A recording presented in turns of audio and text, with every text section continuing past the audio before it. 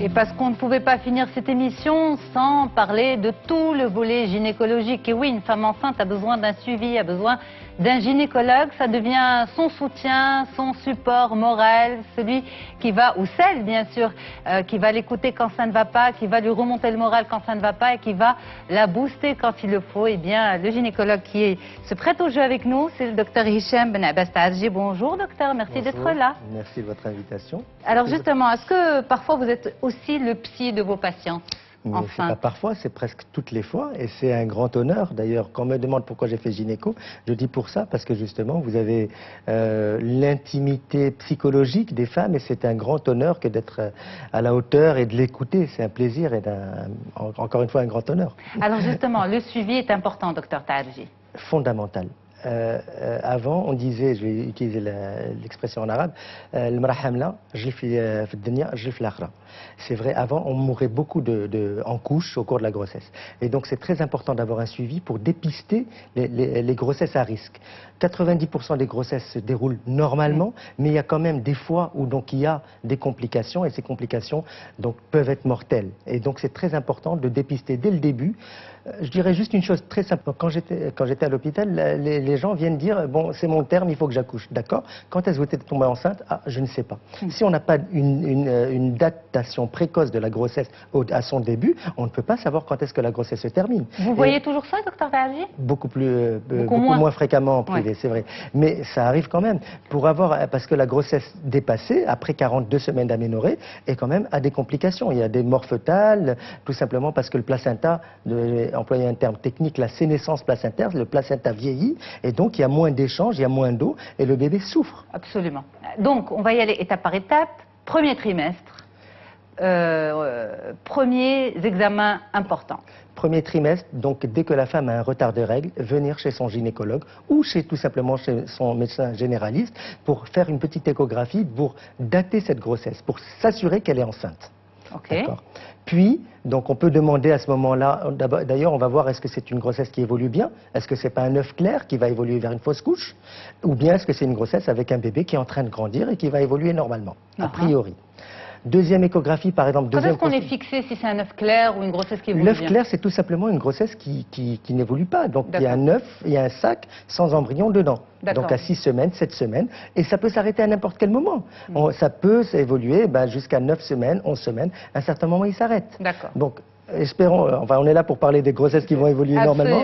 Donc vous venez à 5-6 semaines après votre retard, on vous dit, félicitations, vous êtes enceinte. On peut vous demander à ce moment-là un bilan biologique. 5-6 semaines d'aménorrhée.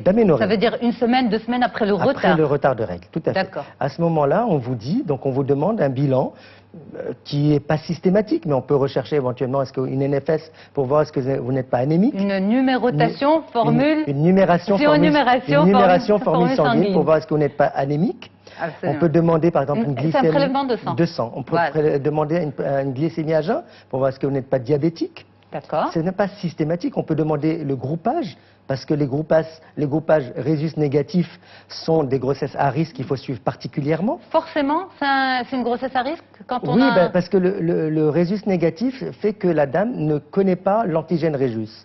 Et si jamais un jour elle a découvert cet antigène rhésus, ça peut entraîner ce qu'on appelle une iso-immunisation qui peut manger les cellules fœtales, le sang fœtal et entraîner par exemple des complications. Donc c'est important, la grossesse rhésus négative est une grossesse à risque. Donc on peut demander un groupage pour s'assurer de cela. Vous voyez, il y a des petits examens banaux qui ne sont pas forcément systématiques mais qu'il faut faire en début de grossesse. Il y a aussi les sérologies rubéole et la toxoplasmose. C'est des maladies bénignes pour la femme, mais pour la femme enceinte, elles peuvent être graves et entraîner des malformations graves. Donc c'est bien d'avoir le statut sérologique toxo et rubéole dès le début, pour comme ça on peut après les interpréter en fonction des premières analyses. Ces statuts par exemple, il faut les vérifier chaque mois? Quand on est négatif, la rubéole, la plupart des gens sont vaccinés. Donc on fait une première sérologie et on doit la refaire 3 semaines plus tard pour voir est-ce que le titre d'anticorps qu'on a fait est stable ou pas. Il est stable, vous êtes immunisé, basta, on en discute. S'il n'est pas stable, ça veut dire que vous venez d'être en contact avec la maladie. C'est important de le faire dans le même labo. La même chose pour la toxoplasmose, elle est rare au Maroc, bon, je ne connais pas les chiffres exacts, mais si vous voulez, rare mais grave. Et donc on doit faire une sérologie la première fois. Si elle est négative, eh ben, il faut la refaire tous les mois. Si elle est positive, il faut la refaire 3 semaines plus tard dans le même labo. C'est très important parce qu'on ne peut pas interpréter deux résultats faits par deux labos différents. Et si le titre est stable, c'est-à-dire que vous êtes immunisé et qu'encore une fois, basta, on ne va plus les surveiller. Mais si vous êtes sérologie négative, il faut faire une sérologie toxoplasmose tous les mois. Tous les mois, voilà, avec une alimentation normale, manger à la maison. Éviter. Ça, c'est la fameuse. C'est ça. Alors, pour éviter la prévention toxoplasmose, manger de la viande bien cuite, bien laver ses crudités, éviter les crudités au restaurant parce qu'on n'est pas sûr justement qu'ils n'ont pas été lavés. Et beaucoup de gens disent ne pas approcher les chats, non, ne pas nettoyer la litière des chats parce que les kystes sont dans les déjections de chats. Donc, si vous avez un chat, et généralement les chats de maison, ils sont propres, ils n'ont pas la toxo, n'ayez pas peur, juste ne nettoyez pas leur litière ou mettez des gants pour la nettoyer. D'accord.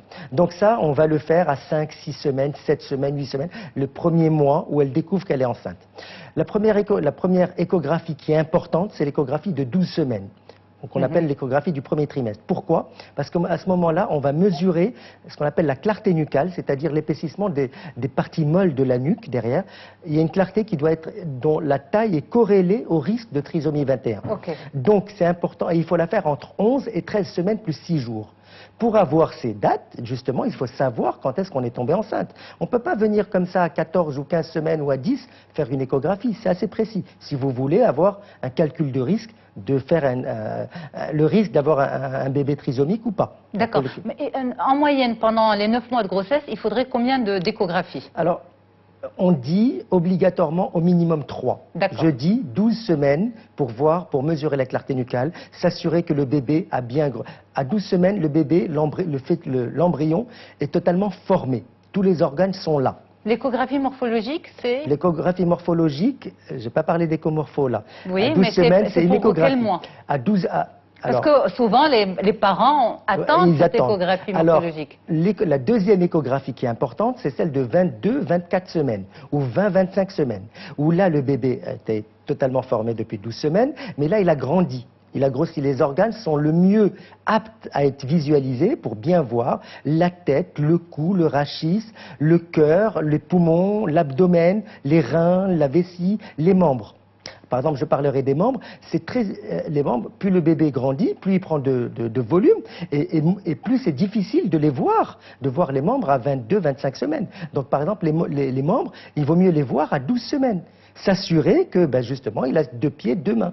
Parce que c'est très rare, mais ça arrive que des fois il ait une malformation, et c'est pas à 24 ou 30 semaines qu'on dit « Ah, j'ai pas vu ». Parce qu'à ce moment-là, c'est plus difficile de le voir. Donc je la verrai à 12 semaines. Mais si vous le voyez, justement, c'est quoi? C'est pour anticiper la prise en charge? C'est extrêmement rare d'avoir des phocomélies, mais si quelqu'un a une amputation de membre, il vaut mieux le dire. C'est ça le but. Préparer les parents. Préparer les parents, ça. Et je vous dis, c'est à 12 semaines qu'on voit le mieux les membres, les 4 membres. C'est pas à 22 semaines ou à 32 semaines. Donc l'échographie morphologique, on l'a fait vers 25 semaines. Okay.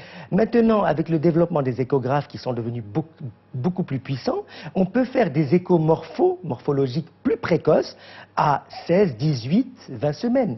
Ça dépend si on suspecte, s'il y a un terrain particulier, si elle a déjà fait un antécédent de malformation particulière, on peut aller faire, à condition d'être un expert en échographie, d'avoir aussi un matériel performant, on peut aller voir le cœur à 18 semaines. Okay. Vous voyez, s'il n'y a pas un ventricule unique, s'il n'y a pas quelque chose de particulier. Donc, c'est pour ça que... Alors, je termine. Les 3 échos obligatoires, c'est 12 semaines, 22 semaines, 32 semaines. 32 semaines pour s'assurer de la croissance. Est-ce que le bébé a bien grandi? Il a bien mangé? Nonobstant ce que mange la maman. Mais est-ce que le bébé s'est bien développé dans des normes? Donc à ce moment-là, on voit encore le bébé. Est-ce qu'il n'y a pas de problème de toxémie gravidique, d'hypertension au cours de la grossesse? Est-ce qu'il n'y a pas de problème particulier? Ça, c'est surtout pendant le 3e trimestre? Au 3e trimestre, l'échographie ou la consultation du 3e trimestre, de 32 semaines. Ou est-ce qu'il n'y a pas de diabète particulier qui fait que le bébé est trop gros ou trop maigre? C'est aussi l'occasion de refaire une écho morphologique pour voir les organes, est-ce qu'ils sont tous bien grandis? Parce qu'il y a des pathologies qui peuvent apparaître entre le 2e et le 3e trimestre. Donc il y a 3 échographies, je dirais entre guillemets, obligatoires. Maintenant, rien n'empêche de faire plus d'échographies optionnelles. C'est pas mauvais pour... On peut faire autant d'échographies qu'on veut par jour. L'échographie, c'est des ultrasons. Par jour, non. Même par jour, même par jour. Vous savez, dans certaines pathologies, oui, d'hypertension grave, on peut surveiller échographiquement et par Doppler 2 fois par jour. D'accord. Donc il n'y a pas de problème d'écho. L'écho, c'est juste des sons qu'on n'entend pas. Alors, il y a une tendance depuis plusieurs années à mesurer le bassin de la maman. Certains médecins demandent une échographie du bassin pour voir si la maman peut accoucher naturellement. Or, accoucher naturellement est l'accouchement, on va dire, le plus naturel. Pourquoi de plus en plus de médecins doivent le vérifier? Alors ça, c'est une grande discussion de comment vous allez accoucher. Alors, à 36 semaines, je vous vois comment vous allez accoucher. Est-ce que votre bébé est trop gros? Est-ce que vous avez un problème de bassin? C'est-à-dire, les problèmes de bassin ont beaucoup diminué parce que, par exemple, avant, il y avait la vaccination, il y avait les cas de polio, poliomyélite, et donc la polio, c'est un exemple qui entraîne des anomalies de bassin.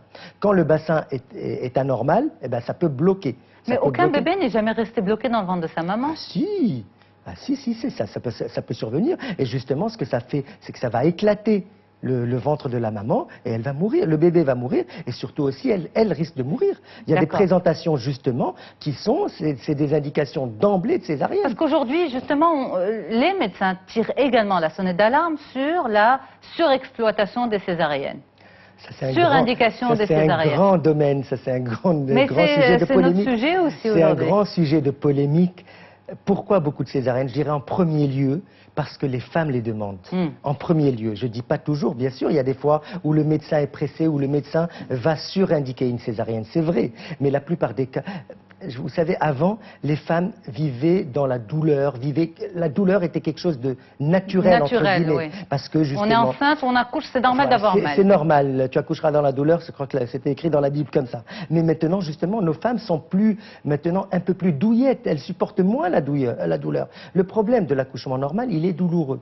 Il y a la péridurale, mais la péridurale, on la fait à partir de 3 cm. Donc il y a toute cette période, cette phase de latence entre le début du travail et 3 cm où on peut faire la péridurale, qui fait mal.